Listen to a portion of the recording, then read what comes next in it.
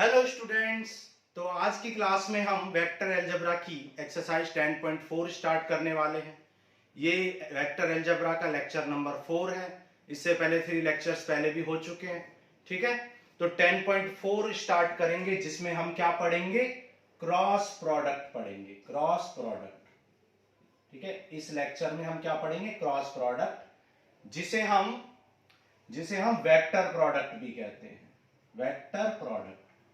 अब इसको vector product क्यों कहते हैं, क्योंकि जब ए क्रॉस बी, मतलब जब भी हम ए क्रॉस बी फाइंड आउट करते हैं, तो उसका जो रिजल्ट आता है वो आपको एक वेक्टर क्वांटिटी आती है। वेक्टर क्वांटिटी मतलब जिसमें डायरेक्शन भी होता है, मतलब something I plus something J plus something के, इस टाइप का कोई वेक्टर आता है। ठीक है, तो इसलिए इसे वेक्टर प्रोडक्ट भी कहते हैं। और क्योंकि इसमें क्रॉस का यूज करते हैं मल्टीप्लाई करने के लिए, इसलिए इसे क्रॉस प्रोडक्ट कहते हैं। ठीक है, तो अब देखो क्रॉस प्रोडक्ट में कुछ इंपॉर्टेंट पॉइंट पढ़ते हैं, सम इंपॉर्टेंट पॉइंट्स।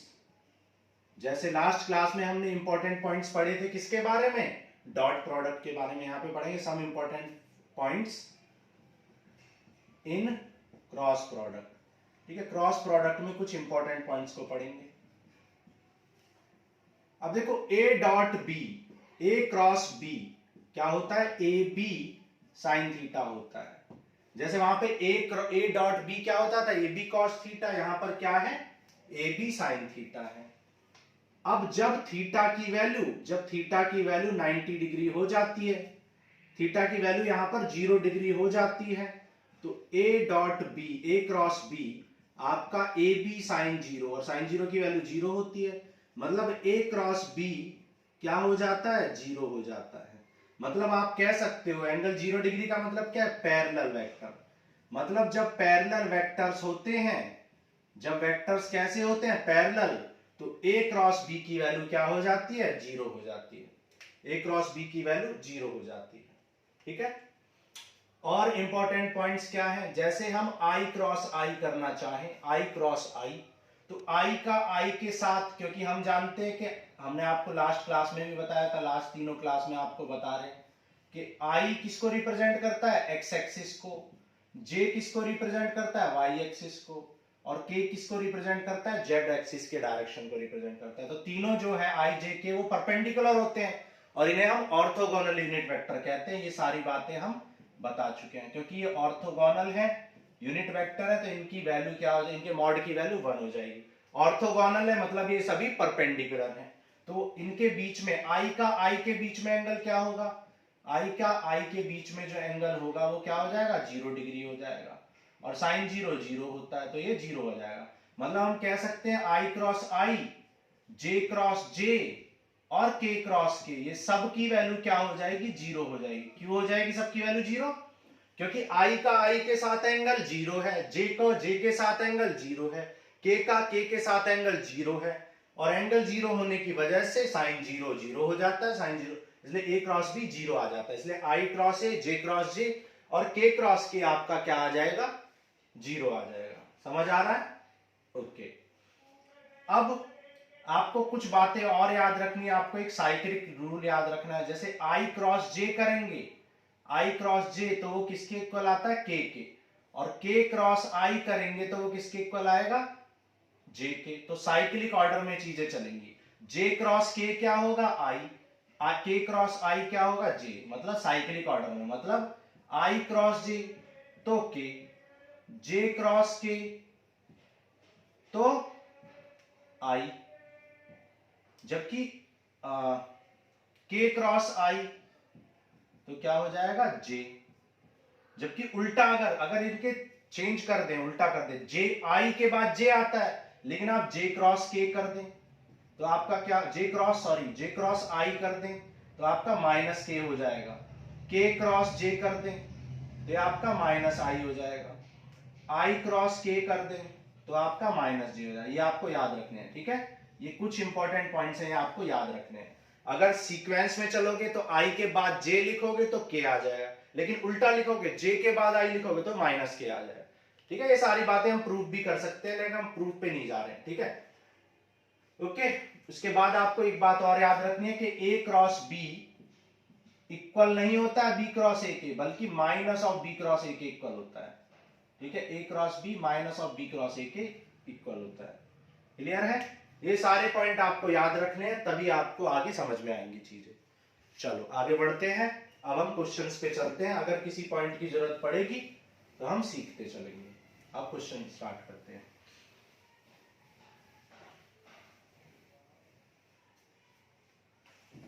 अब जैसे क्वेश्चन नंबर 1 में आपसे a क्रॉस b पूछा है, तो a वेक्टर आपको गिवन है i minus 7j plus 7k, और b वेक्टर आपको गिवन है 3i minus 2j plus 2k। आपको a क्रॉस b निकालना है, a क्रॉस b। तो देखो हम क्वेश्चन नंबर 1 से ही आपको 5 क्वेश्चन आपको इस एक्सरसाइज के समझा देंगे, एक ही क्वेश्चन से समझा देंगे। ठीक है, कम टाइम में आपको ज्यादा नॉलेज दे देंगे। जैसे आपको a क्रॉस b निकालना है, तो a क्रॉस b निकाल लो। a क्रॉस b कैसे निकालते हैं? देखो a क्रॉस b निकालने का तरीका होता है i j k, मतलब डिटरमिनेंट की फॉर्म में लिख देते हैं 1 माइनस 7 7। ये कहां से आया ये भी हम प्रूफ कर सकते हैं, लेकिन प्रूफ सीखने से कोई फायदा नहीं है। ठीक है, बस आपको तरीका पता होना चाहिए, प्रूफ की कोई जरूरत नहीं है। अब आप एक्सपेंशन तो जानते ही हो, i लिख देते हैं माइनस j लिख देते हैं प्लस k। i को लिखेंगे, ये छोड़ देंगे, ये छोड़ देंगे, डिटरमिनेंट में आपने सीखा था। फिर j करेंगे तो ये छोड़ देंगे तो 2 माइनस 21, और k छोड़ेंगे तो माइनस 2 प्लस 21। तो ये हो जाएगा 0i, ये हो जाएगा 19j, और ये हो जाएगा आपका 19k। 0i 19j plus 19k, ये आपका आंसर हो जाएगा। तो ये आपने a क्रॉस b निकाल लिया। ठीक है, बहुत इजी है ये, डिटरमिनेंट में आपने ये एक्सपेंशन सीख रखा है। अब ये कह रहा था कि a क्रॉस b का मॉडुलस निकालो, तो मॉडुलस तो आप निकालना जानते ही हो। मॉडुलस कैसे निकालते हैं? ax का स्क्वायर प्लस ay का स्क्वायर प्लस az का स्क्वायर। तो आप जानते हैं 19 स्क्वायर प्लस 19 स्क्वायर क्या है? 2 इंटू 19 स्क्वायर, और 19 का रूट निकल जाएगा तो 19 रूट 2 यूनिट। ये आपकी क्या हो जाएगी? लेंथ या मॉडुलस निकल जाएगा। क्लियर है? अब देखो ये क्वेश्चन नंबर 1 था। अब क्वेश्चन नंबर 1 से ही हम क्वेश्चन नंबर 10 11 ये सब सीख लेंगे। ठीक है, क्वेश्चन नंबर 1 से ही इन सारी चीजों को सीख लेंगे। जैसे क्वेश्चन नंबर 10 में आपसे बोला है, क्वेश्चन नंबर 10 में आपसे बोला है कि पैरेललोग्राम की साइड दे रखी है ए और बी। तो क्वेश्चन नंबर 10 में पैरेललोग्राम की साइड दे रखी है, एडजेसेंट साइड। मान लो ये साइड दे रखी है a equal to i minus 7j plus 7k, और b एक साइड दे रखी है 3i minus 2j plus 2k। ठीक है, 3i minus 2j plus 2k, ये आपको एडजेसेंट साइड दे रखी है पैरेललोग्राम की। ठीक है, तो देखो पैरेललोग्राम का area of parallelogram, area of parallelogram कैसे निकलता है? Modulus of a cross b से आपका एरिया ऑफ पैरेललोग्राम निकल जाता है। ठीक है, तो जैसे क्वेश्चन नंबर 10 में आपको a और b की वैल्यू कुछ और दे रखी है, लेकिन आपको उससे मतलब नहीं है, आपको बस सीखने से मतलब है कि मान लो a की वैल्यू ये दे रखी है क्वेश्चन नंबर 10 में, और b की वैल्यू ये है, एडजेसेंट साइड दी है, और हमने फॉर्मूला क्या सीखा? एरिया ऑफ पैरेललोग्राम क्या होता है? एडजेसेंट साइड के क्रॉस प्रोडक्ट के मॉडुलस के इक्वल होता है। और a क्रॉस b का मॉडुलस क्या आ गया? 19 रूट 2। तो बिल्कुल ऐसे ही क्वेश्चन को करना है, तो 19 रूट 2 यूनिट स्क्वायर, ये आपका एरिया निकल जाएगा। क्लियर है? तो हमने क्वेश्चन नंबर 1 में क्या सीखा? a क्रॉस b निकालना सीखा, और उसका मॉडुलस भी निकालना सीखा। अब अगर एक a क्या होता? किसी पैरेललोग्राम की साइड होती, और b उसकी एडजेसेंट साइड होती, तो और उसका एरिया पूछा होता, तो एरिया का फॉर्मूला क्या होता है? a क्रॉस b का मॉडुलस, जो कि हम निकाल चुके हैं a क्रॉस b का, जो कि 19 रूट 2 आया, तो इसका एरिया 19 रूट 2 हो जाएगा। क्लियर है? ओके, चलो अब जैसे क्वेश्चन नंबर, आपको क्वेश्चन नंबर 12 में भी यही पूछा है। क्वेश्चन नंबर 12 में भी आपको 4 साइड दे रखी है, तो आपको क्या करना है? कोई सी भी 2 एडजेसेंट साइड ले लो, कोई सी भी 2 एडजेसेंट साइड, उन एडजेसेंट साइड का क्रॉस प्रोडक्ट का मॉड निकाल दो, तो एरिया निकल जाएगा। ठीक है, अब कभी कभी क्या होता है? वर्टिसेस दी होती हैं, साइड्स ना देके वर्टिसेस दी होती हैं, ये आपको साइड दे रखी है, मतलब ये आपको AD गिवन है और ये आपको DC गिवन है, लेकिन कभी कभी वर्टिसेस दी होती हैं। तो हमने 10.2 में, लेक्चर नंबर 2 में हमने सीखा था कि जब आपको वर्टिसेस गिवन होती हैं, जैसे आपको B और C गिवन होता, तो आप BC कैसे निकालते थे? OC माइनस OB करके निकाल लेते थे। तो जब आपको वर्टिसेस दी होंगी तो OC माइनस OB करके आप साइड निकाल लोगे, DC निकालना है तो OC माइनस OD करके निकाल लोगे, और फिर साइड के क्रॉस प्रोडक्ट का मॉड निकाल दोगे तो एरिया निकल जाएगा। क्लियर है? अब तो ये क्वेश्चन नंबर 12 भी आप ऐसे ही कर लोगे जैसे आपने क्वेश्चन नंबर 10 किया है। क्लियर है? अब देखो कभी कभी ट्रायंगल का एरिया दिया होता है, जैसे क्वेश्चन नंबर 9 में आपसे ट्रायंगल की बात की गई है।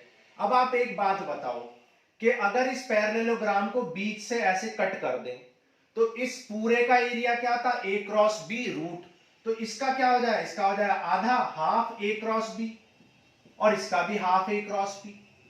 भाई जब हमारा पूरे एरिया का फॉर्मूला क्या था? A क्रॉस B का मॉड। तो जब दो पार्ट में डिवाइड कर दोगे, A cross half A cross B, half A cross B, क्योंकि पैरेललोग्राम का डायगोनल पैरेललोग्राम को इक्वली बाइसेक्ट करता है, इक्वल एरिया में बाइसेक्ट करता है। तो इस ट्रायंगल का एरिया A क्रॉस B हो जाएगा। तो A क्या है? A साइड से A and B adjacent side है, तो यहां से एरिया ऑफ ट्रायंगल भी आपका निकल गया। एरिया ऑफ ट्रायंगल क्या होता है? Half of A cross B का मॉडुलस, मतलब cross product of adjacent side का मॉडुलस करके हाफ कर दो तो एरिया निकल जाएगा। क्लियर है? चलो अब क्वेश्चन नंबर 9 में उसे समझ भी लेते हैं। ठीक है, क्वेश्चन नंबर 9 में जो हमने बातें समझाई आपको ये समझा भी देते हैं। जैसे क्वेश्चन नंबर 9 में आपको ये दे रखा है 1 1 2 और दूसरा दे रखा है 2 3 5 और ये दिया हुआ है 1 5 5 1 5 5। ठीक है, ये A है मान लो, ये B है और ये C है। तो मैंने आपको क्या बताया? ये OA इसे वेक्टर फॉर्म में लिख लो। वेक्टर फॉर्म में लिखोगे तो क्या आ जाए? I plus J plus 2K। ये क्या हो जाएगा? 2I plus 3J plus 5K। इसको OB कहते हैं, आप जानते हो पोजीशन वेक्टर। इसको OC कहेंगे। ये आ जाएगा OC I plus 5J plus 5K और ये OA आ गया। तो मैंने क्या बताया? अगर आपको क्या निकालना है? अगर आपको AB निकालना है तो AB कैसे निकलेगा? OB माइनस OA से निकलेगा। हमने क्लास 1 में और 2 में ये बात सीखी थी। OB माइनस OA कर दो, 2 माइनस 1 1I, 3 माइनस 1 2J और 5 माइनस 2 3K। तो AB निकल गया। ठीक है, ऐसे ही आप BC निकाल लो। BC कैसे निकलेगा? BC आपका OC माइनस OB, तो I माइनस I 0I। ठीक है, माइनस I, 5 माइनस 3 2J और 5 माइनस 5 0K। तो ये आपका BC निकल गया। तो हमने AB निकाल लिया, BC निकाल लिया, दो एडजेसेंट साइड पता चल गई। अब इनका क्रॉस प्रोडक्ट निकालो। इनका क्या निकालो? इनका क्रॉस प्रोडक्ट निकाल के हाफ कर दो। तो क्या करेंगे? AB क्रॉस BC कर लोगे और उसका मॉड निकाल लोगे। AB क्रॉस BC हमने आपको सिखा दिया, उसका मॉड निकाल के हाफ कर दो। तो यही आपका क्या हो जाएगा? एरिया ऑफ ट्रायंगल हो जाएगा क्वेश्चन नंबर 9 में। तो अभी तक हमने क्या सीखा? अभी तक हमने ये सीखा कि अगर वर्टिसेस गिवन है तो OB माइनस OA करके क्या निकाल लेंगे? साइड। BC निकालने के लिए OC माइनस OB करके BC निकाल लेंगे। जब दो साइड पता चल जाएंगी तो उनका क्रॉस प्रोडक्ट निकाल के उनका मॉडुलस निकाल के हाफ कर दोगे तो आपको एरिया ऑफ ट्रायंगल मिल जाएगा। लेकिन अगर पैरेललोग्राम का निकालना है तो पैरेललोग्राम में दो ट्रायंगल होते हैं इक्वल एरिया के, तो वहां पर हाफ प्लस हाफ फुल हो जाएगा। मतलब आपको हाफ करने की जरूरत नहीं है, सिर्फ A क्रॉस B का मॉड निकाल लेंगे। क्लियर है? तो इस तरीके से आपने A क्रॉस B निकालना सीख लिया, A क्रॉस B का मॉड निकालना सीख लिया और एरिया ऑफ ट्रायंगल निकालना सीख लिया और पैरेललोग्राम का। ये बहुत ज्यादा पेपर में पूछे जाते हैं। ठीक है, इनकी बहुत अच्छे से आपको प्रैक्टिस करनी है। मोस्ट इंपॉर्टेंट एक्सरसाइज है। एक्सरसाइज बहुत छोटी सी है लेकिन इंपॉर्टेंट इतनी ज्यादा है कि यहां से अकेले इसी एक्सरसाइज से आपके 4 से 5 नंबर का क्वेश्चन आ जाएगा अकेले। ठीक है, तो समझ आ गया होगा आपको, ये क्लियर है? चलो अब देखो, अब जैसे क्वेश्चन नंबर 3 में आपको एंगल दे रखे हैं कि भाई एंगल एंगल दे रखा है, एक एंगल दिया है पाई बाई 3, एक एंगल दिया है पाई बाई 4 और एक एंगल दिया है थीटा। तो हमने लास्ट क्लास में आपको बताया था जो एंगल एक्स एक्सिस से बनता है उसे अल्फा से रिप्रेजेंट करते हैं, यानी आई से जो बनता है, ठीक है, एक्स एक्सिस बोलो या आई बोलो एक ही बात है। जो वाई से बनता है यानी कि जे से बनता है उसे बीटा कहते हैं, और जो के से बनता है उसे गामा कहते हैं। तो ये अल्फा, ये बीटा, ये गामा है। और लास्ट क्लास में हमने आपको डायरेक्शन कोसाइंस के बारे में बताया था कि कॉस अल्फा क्या होता है, ax, कॉस अल्फा क्या होता है ax अपॉन मॉड ए होता है। कॉस बीटा क्या होता है ay अपॉन मॉड ए होता है। और कॉस गामा क्या होता है az अपॉन मॉड ए होता है। अगर आप इनको स्क्वायर करके ऐड करो तो आप देखोगे कि ये क्या आ जाएगा, cos square alpha plus cos square beta plus cos square gamma, और ये क्या हो जाएगा ax square upon mod a का square, ax square upon mod a का स्क्वायर, यहाँ पे ay square upon mod a का स्क्वायर, और यहाँ पे az square upon mod a का स्क्वायर। तो ये क्या हो जाएगा, ये हो जाएगा ax square plus ay square plus az square upon mod a का स्क्वायर। और आप एक बात जानते हो, लास्ट क्लास में हमने सिखाया था कि mod ax square ay square az square क्या होता है, मॉड ए। भाई आप जानते हो कि मॉड ए का फॉर्मूला क्या होता है ax square plus ay square plus az square. तो ये रूट इधर जाएगा तो स्क्वायर बन जाएगा, तो ax square ay square az square किसके इक्वल है, मॉड ए के स्क्वायर के। तो ये मॉड ए आ गया, मॉड ए से मॉड ए कैंसिल। तो यहां से आपको एक इंपॉर्टेंट रिलेशन मिल गया कि cos square alpha cos square beta plus cos square gamma की वैल्यू क्या होती है 1। तो ये इंपॉर्टेंट आपको एक फॉर्मूला मिल गया। बस इस फॉर्मूले में आपको अल्फा बीटा गामा की वैल्यू पुट करनी है, तो यहाँ पे गामा निकल जाएगा। तो क्या हो जाएगा, cos square pi by 3 plus cos square pi by 4 plus cos square theta equal to 1। Pi by 3 मतलब 60 डिग्री, 60 डिग्री की वैल्यू क्या होती है 1/2, 45 की वैल्यू 1/√2, और ये आपको फाइंड आउट करना है। मोस्ट इंपॉर्टेंट क्वेश्चन है ये भी, ये पूरी एक्सरसाइज बहुत इंपॉर्टेंट है। ये 1/4, ये 1/2, तो cos square theta equal to क्या आ जाएगा 1 माइनस 1/4 माइनस 1/2, सब्ट्रैक्ट कर लो तो क्या आ जाएगा 4 माइनस 1 माइनस 2 दैट इज 1/4। ये स्क्वायर इधर जाएगा तो रूट बन जाएगा, तो cos थीटा की वैल्यू क्या आ जाएगा 1/√2 which is 45 degree that is π/4। तो थीटा की वैल्यू कितनी आ जाएगी π/4। बहुत इंपॉर्टेंट, ठीक है, तो ये इंपॉर्टेंट क्वेश्चन था। आ रहा समझ में? चलो ये क्वेश्चन नंबर हमने 3 कर लिया, आगे चलते हैं। देखो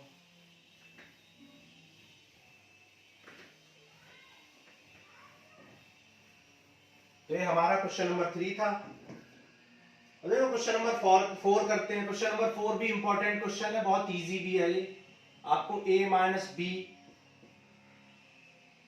इंटू ए प्लस बी ये गिवन है, और इक्वल टू क्या प्रूफ करना है 2a क्रॉस b प्रूफ करना है। एक बहुत इजी क्वेश्चन है, LHS को सॉल्व कर लो भाई। a into A cross a into B a cross b, b into A b cross a, और b into B b cross b। ठीक है, आपको हमने सिखाया था कि i क्रॉस i की value j cross j, k cross k, ये सब क्या होते हैं जीरो होते हैं, क्योंकि i का i के बीच में एंगल जीरो होता है। उसी तरह a क्रॉस a भी जीरो होगा, क्यों?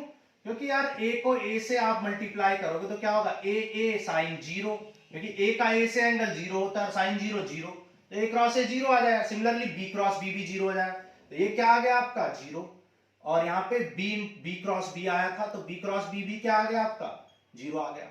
और आपको लास्ट क्लास में हमने बताया था a cross b minus of b cross a के इक्वल होता है, इसी क्लास में अभी बताया था थोड़ी देर पहले। तो इस b क्रॉस a को आप a क्रॉस b लिख सकते हो, यहाँ पे क्रॉस है, तो a cross b plus a cross b ये आ जाएगा, और a क्रॉस b और a क्रॉस b क्या आ जाएगा 2a क्रॉस b हो जाएगा विच इज RHS। तो यही हमें प्रूव करना था। क्लियर है बात? तो क्वेश्चन नंबर 4 था, ये भी बहुत इंपॉर्टेंट क्वेश्चन है, समझ में आ गया होगा आपको। आगे चलते हैं, करते हैं क्वेश्चन नंबर 5।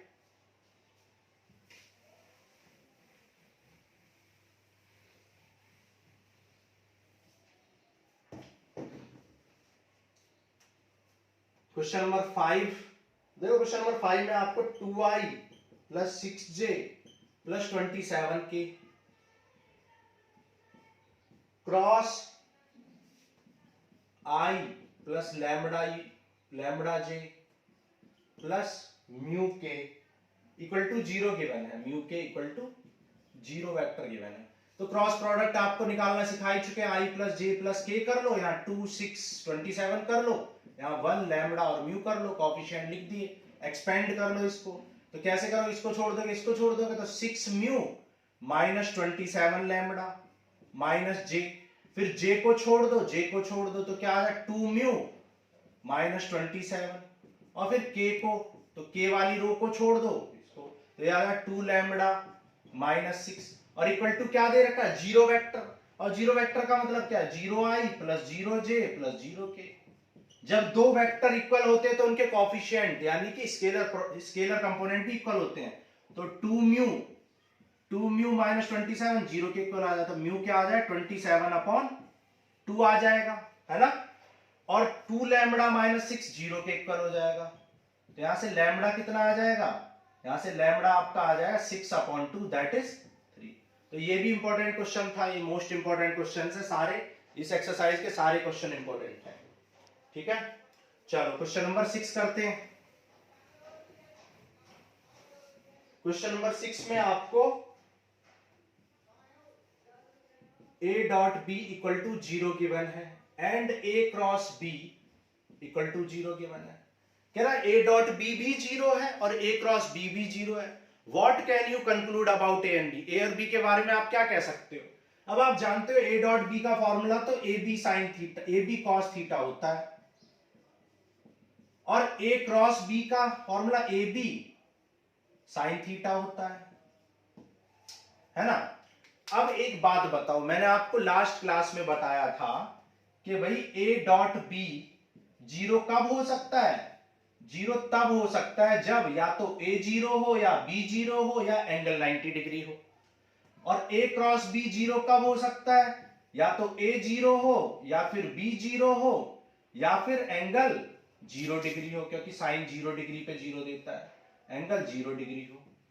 तो ये 3 केस में, लेकिन ये कह रहा है कि ये भी इक्वल टू 0 है और ये भी इक्वल टू 0 है, तो ये 0 तो तब होता है या तो a 0 हो या b 0 हो या एंगल 90 हो। ये कह रहा है या तो a 0 हो या b 0 हो या एंगल 0 डिग्री हो, लेकिन दोनों 0 एंगल की वजह से नहीं हो सकते हैं, क्योंकि एक ही टाइम पे एंगल या तो 90 डिग्री होगा या 0 डिग्री होगा।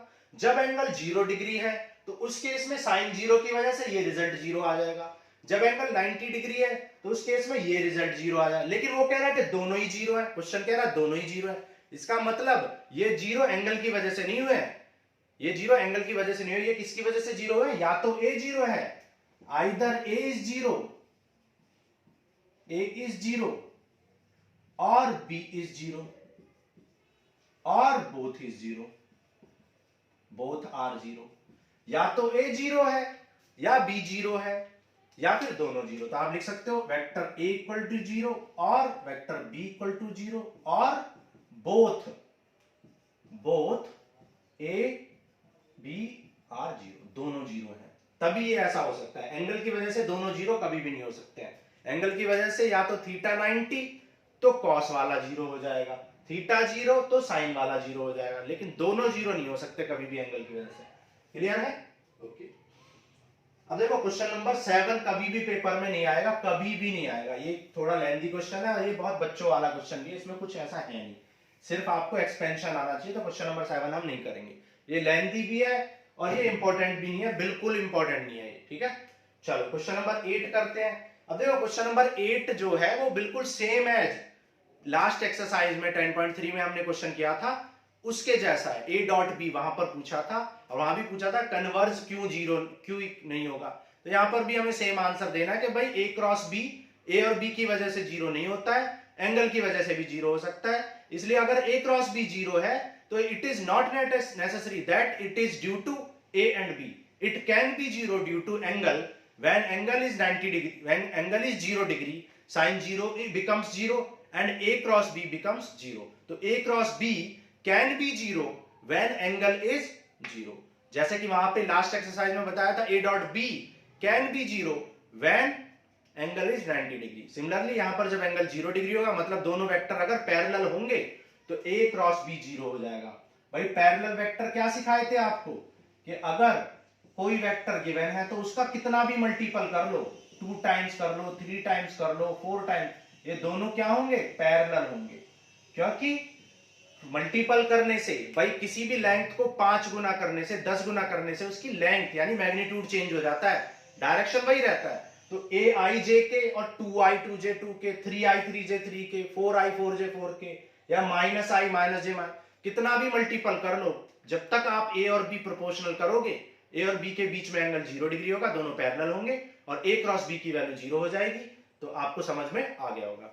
ठीक है, तो आज के लिए इतना ही। This ends with your vector algebra. Miscellaneous exercise आपको खुद से करनी है, सारे कॉन्सेप्ट आपको हमने समझा दिए हैं। ठीक है, मिसलिनियस एक्सरसाइज भी बहुत इंपॉर्टेंट है, आपको खुद से करनी है। Okay, thank you.